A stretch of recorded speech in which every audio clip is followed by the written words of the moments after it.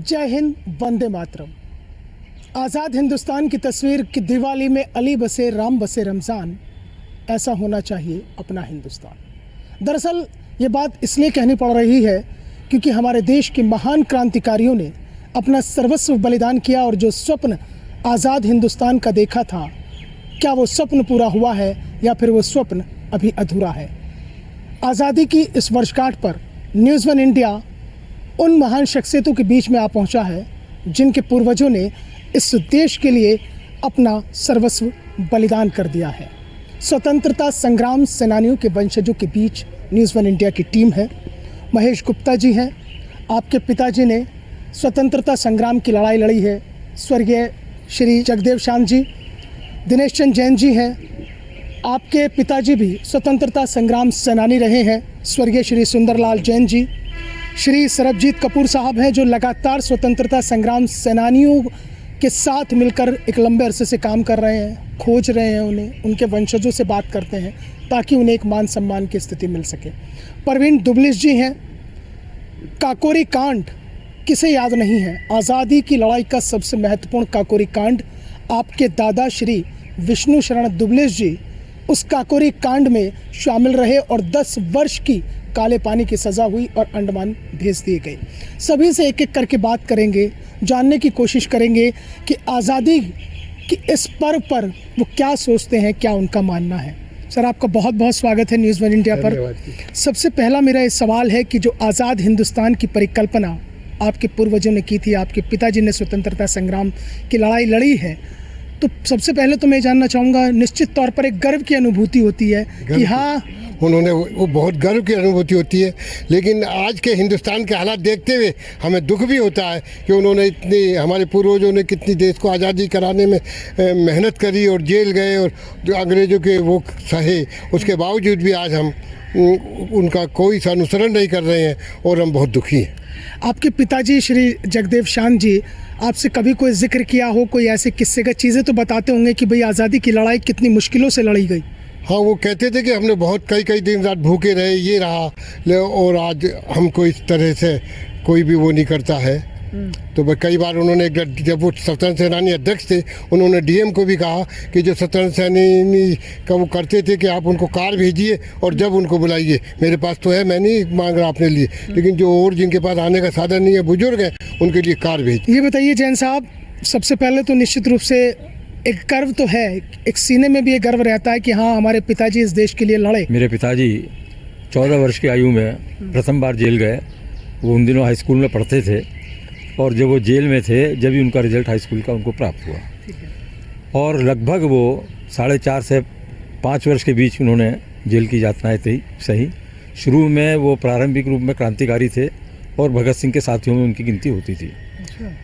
और एक वो संस्मरण बहुत सुनाया करते हैं कि एक बार दुर्गा भाभी को लेकर वो मुजफ्फरनगर से मेरठ आ रहे थे। दुर्गा भाभी यानी शहीद आजम भगत सिंह जी की भाभी दुर्गा भाभी। तो उनको लेकर वो मेरठ आ रहे थे, तो मुखबरी हो गई कि मेरठ कैंट पे उनको उतार के शूट कर दिया जाएगा। तो वो जो है खतौली स्टेशन पे उतर गए और उनको लुका छुपते हुए वो मेरठ लेके आए। तो इस प्रकार से वो स्वतंत्रता सेनानी थे, पिस्टल उनके पास रहती थी और उन्होंने पिस्टल जो है, फिल्म एक्टर भारत भूषण थे, उनके पिताजी चाचा मोतीलाल हुआ करते थे, उनके घर से वो पिस्टल उन्होंने चुराई थी किस ज़माने में। स्वतंत्रता मिली, स्वतंत्रता मिलने के पश्चात वो ऑनरेरी मजिस्ट्रेट उनको नियुक्त किया गया। 17 वर्ष वो ऑनरेरी मजिस्ट्रेट रहे और वो संस्मरण आपको मैं सुनाता हूँ। पहली बात तो वो हिंदी में जजमेंट लिखते थे, जबकि उनको अंग्रेजी पे उनका बहुत होड़ था, मगर हिंदी में जजमेंट लिखते थे।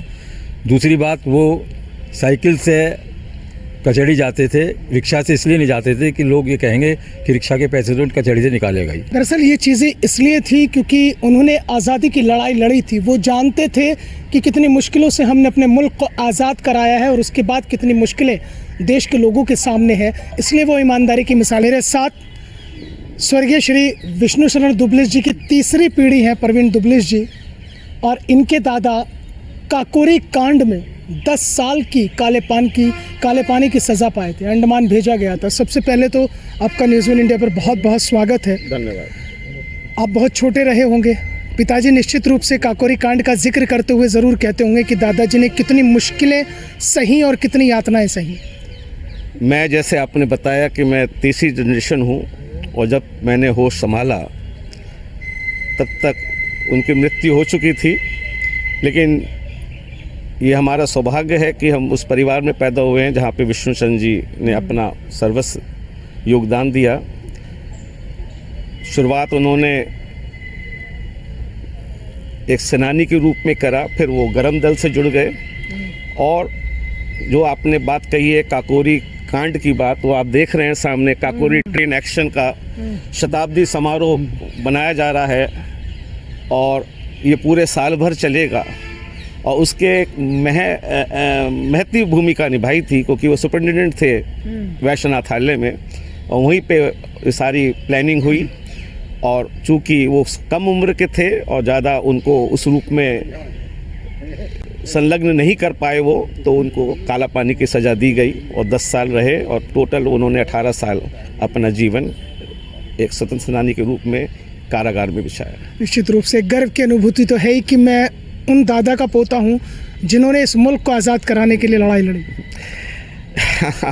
देखिए, तो हमारे हाथ में नहीं है कि हम कहाँ पैदा होते हैं, लेकिन जिस परिवार में पैदा हुए और जो हमें ये विरासत मिली है तो गर्व करने की बात तो है ही। और पश्चिम उत्तर प्रदेश में वो एक तरह से मेंटोर भी थे चौधरी चरण सिंह जी के, और जो बाद में हमारे प्रधानमंत्री बने और उनसे अंत तक उनका जुड़ाव रहा। जब वो अंत समय में था, बताते हैं पापा कि उनको कुछ पथरी की प्रॉब्लम हो गई थी, तो चौधरी चरण सिंह जी ने कुछ भिजवाया कि जाके इनको कहीं पे अच्छे हॉस्पिटल में दिल्ली में बुलाया जाए। तो उन्होंने मना कर दिया कि नहीं, जहाँ पे आम लोग अपना इलाज कराते हैं मैं वहीं पे इलाज कराऊंगा। तो ये सोच थी उस ज़माने में भी, नहीं तो आजकल कोई कौन सोचता है ये। तो ये त्याग जो भावना है ये हमें प्रेरणा देती है कि आज हम सब कुछ हमें पास है, हमारे पास आर्थिक शक्ति भी है, भौतिक शक्ति भी है, सब कुछ है, लेकिन नैतिकता की जो कमी है वो हम सब में आ गई है। हम भी कहीं ना कहीं स्वार्थी हो गए हैं, जो कि हमें उन जैसे जिन्होंने अपना सर्वस्व दान दिया, जैसे बता रहे थे कि नई पीढ़ी को उससे देखिए सीख लेनी चाहिए, बहुत ज़रूरी है। और यही चीज़ मैं चाहता हूँ कि ये जो 75 वर्ष का अमृतकाल शुरू किया है उसमें अनाम देश के अंदर जिन्होंने अपना सर्वस्व दान दिया है उनके बारे में बताया जा रहा है, उनकी गोष्ठियाँ हो रही हैं, फिल्में बन रही हैं, सीरियल बन रहे हैं। तो मैं ये चाहता हूँ कि हर इलाके के जो लोगों ने देश के लिए कराया तो वो उसकी प्राथमिक और अपना इंटर कॉलेज में उनके बुक्स आए हैं, उनके बारे में बताया जाए, उनको पढ़ाया जाए कि आज़ादी के पीछे असंख्य लोग साथ थे और उनमें से कुछ लोग आपके इलाके के भी थे। अच्छा प्रवीण जी, एक मेरा सवाल ये भी है कि वो उस आज़ाद हिंदुस्तान की जो परिकल्पना थी, एक आर्य समाज के मंदिर में अगर पंडित राम प्रसाद बिस्मिल बैठकर हवन यज्ञ कर रहे हैं तो वहीं पर अशफाक उल्लाह खां भी पंचगाना नमाज अदा कर रहे हैं। वो एक जो सोच, वो एक जो सकारात्मक पहलू था, वो कहीं आपको लगता है कि भटकता हुआ नज़र आ रहा? भटक नहीं गया, भटक चुका है। ये शुरुआत जब बंटवारा हुआ है उसी दिन की नींव लग गई थी, अदरवाइज कोई आदमी पूछता ही नहीं था। मैं भी जब पढ़ता था एक स्कूल में तब तक हमें ये नहीं पता था कि हमारा सरनेम क्या होता है, हमें प्रवीण के नाम से जानते थे सब लोग। जब हम बड़े हुए तो लगा कि सरनेम की भी वैल्यू है। तो ये जो शुरुआत है ये नींव वहीं लग गई थी डिवाइड एंड रूल में। गिरीश जी, सबसे पहले तो हमारे दर्शकों को ये बताइए कि आपके पिताजी जिन्होंने स्वतंत्रता संग्राम की लड़ाई लड़ी, हेमंत जी, कोई संस्मरण कोई याद आता है? हाँ, हमारे पिताजी श्री हेमंत कुमार जी जो थे उनकी कर्म भूमि थी वृंदावन। उनके फादर भी वृंदावन में थे और वहाँ पे ही वो जेल में चले गए थे जब, और उनके साथी भी जब जेल में चले गए थे सन 42 में। तो हमारे फादर उस समय 14 साल के थे और उन्होंने कमान संभाली थी और स्कूलों में पिकेटिंग करी थी जाके, तो बच्चों को इकट्ठा करा था। तो 28 अगस्त का ये एक वाक़या है। तो जो उस समय जब काफ़ी उन्होंने जनता को इकट्ठा कर लिया, जुलूस निकाल रहे थे। तो उस समय वहाँ के इंचार्ज जो था थाने का, उसने अरेस्ट कर लिया हमारे फादर को 14 साल की उम्र में। तो अरेस्ट करने के बाद भीड़ जो है बेकाबू हो गई। जब बेकाबू हो गई तो उनसे संभली नहीं, तो वहाँ पे गोली चलानी पड़ी उन्हें। और लक्ष्मण एक युवा था वहाँ का, उसको वो शहीद हो गया उस रोज़। और फिर भीड़ इतनी भड़क गई कि वो आग लगाने वाले थे उसमें थाने में। तो तभी हमारे फादर ने थाना अध्यक्ष से कहा कि भाई आप मुझे बाहर ले चलो पब्लिक के पास, और मैं उन्हें समझाऊंगा और आग नहीं लगाएंगे। तो उन्हें बाहर लेके आए, उन्होंने सारी पब्लिक को शांत करा और सब फिर शांत होकर पब्लिक इकट्ठे होकर चली गई। फिर तब ये अरेस्ट रहे। फिर 1.5 साल का इनको कारावास मिला था, मथुरा जेल में रहे। एक बात बताइए गिरीश साहब कि आज़ादी की लड़ाई इतनी मुश्किलों से, इतनी यातनाएं सहने के बाद मिली है, तो क्या आपको लगता है कि कहीं वो आज़ाद हिंदुस्तान में कोई कमी बेशी रह गई है जो आपके पूर्वजों ने जो स्वप्न देखा था? नहीं, मुझे लगता है कि हम लोग बहुत ही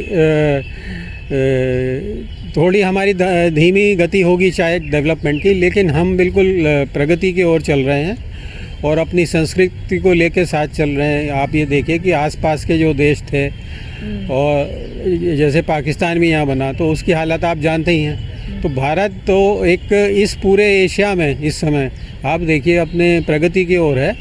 और ये सारे हमारे जो 140 करोड़ सारे अपने हमारे वो हैं जनता, उन्हीं के योगदान से, सबका योगदान है, सबका योगदान से लेके आगे चल रहे हैं और एकजुट होके, एक देश होके हम लोग आगे बढ़ रहे हैं। कपूर साहब भी हमारे साथ हैं। कपूर साहब, आप लगातार स्वतंत्रता संग्राम सेनानियों के बीच में रहे हैं, तो कोई ऐसे संस्मरण आपको याद आते हों जो आज़ादी की लड़ाइयाँ जिन्होंने लड़ी हैं, और वो आज संस्मरण आप सोच कर ये रोमांचित होते हो कि हाँ भाई मैं भी इन लोगों के साथ रहा? मैं पिछले 30 वर्षों से स्वतंत्रता सेनानी परिवार और वंशजों के बीच में संपर्क में रहा। एक परिवार ऐसा मिला, नेताजी सुभाष चंद्र बोस के सेना में थे, तो उनकी पत्नी बोलती, माताजी बोलती कि हमने उन्हें कहा कि हमें भी थोड़ा घुमाने ले चलिए, तो सरकार की तरफ से यात्रा फ्री मिलती हमें। तो उन्होंने, माताजी, उनके पति ने कहा, जो आज़ाद हिंद फौज में थे, उन्होंने कहा कि मैं बिल्कुल नहीं ऐसे लेके जाने का। अगर जैसे हमारे पास कुछ पैसे होंगे अपने साधन से, तो हम अपने साधन से जाएंगे, सरकार के पैसे से नहीं आएंगे। ऐसे भी लोग बाग थे जो आज की तारीख में देखा जाए जरा सी सुविधा मिलती है तुरंत उसका लाभ लेने की कोशिश करते हैं। जो उनके महान स्वतंत्रता सेनानियों ने जिनकी देश की आज़ादी के लिए कुर्बानी दी, मैंने उनको एक एक परिवार को खोजा और उनको सम्मान दिलवाने का कार्य किया। एक बात बताइए कपूर साहब कि आप लगातार स्वतंत्रता संग्राम सेनानियों के बीच हैं, उनके परिवारों के बीच हैं, उनके वंशजों के बीच हैं। वो आज़ादी का जो स्वप्न जो उन स्वतंत्रता संग्राम सेनानियों ने संजोया था, वो स्वप्न आज आपको कहाँ दिखाई देता है? नहीं, आज तो कहीं भी नहीं दिखाई दे रहा। आज राजनीतिक लोगों ने बिल्कुल बेकार कर दिया। कुछ राजनीतिक लोगों ने इस तरीके से बेकार कर दिया कि ये इस धर्म का है, ये इस जाति का है, उसमें हम लोगों को बंटवारा कर दिया गया, जबकि ये नहीं होना चाहिए था। देश की आज़ादी के लिए हर धर्म, हर जाति के लोगों ने कुर्बानियाँ दी हैं, एक एक बच्चे ने कुर्बानी दी है, एक एक धर्म, और चाहे वो छोटी जाति का हो या बड़ी जाति का हो, सब ने देश की आज़ादी के लिए काम किया और कुर्बानियाँ दी हैं। यकीनी तौर पर देश की आज़ादी की लड़ाई के लिए न कोई धर्म था, न कोई जाति थी, न कोई मजहब था। अगर कोई मन में जज्बा था तो वो सिर्फ और सिर्फ ये था कि मुल्क को आज़ादी दिलाना। 15 अगस्त 1947 को महान क्रांतिकारियों के सर्वस्व बलिदान के बाद हमें आज़ादी मिली। स्वतंत्रता संग्राम सेनानियों के वंशज न्यूज़ 1 इंडिया के साथ थे। एक दुख है, एक दर्द है, एक टीस है, एक ये सबसे बड़ी उनके मन में पीड़ा है कि हाय वो हिंदुस्तान कहाँ है जो हमारे पूर्वजों ने आज़ादी की लड़ाई लड़ते हुए देखा था। वीडियो जर्नलिस्ट अवनीश पवार के साथ मोहसिन खान, न्यूज़ 1 इंडिया,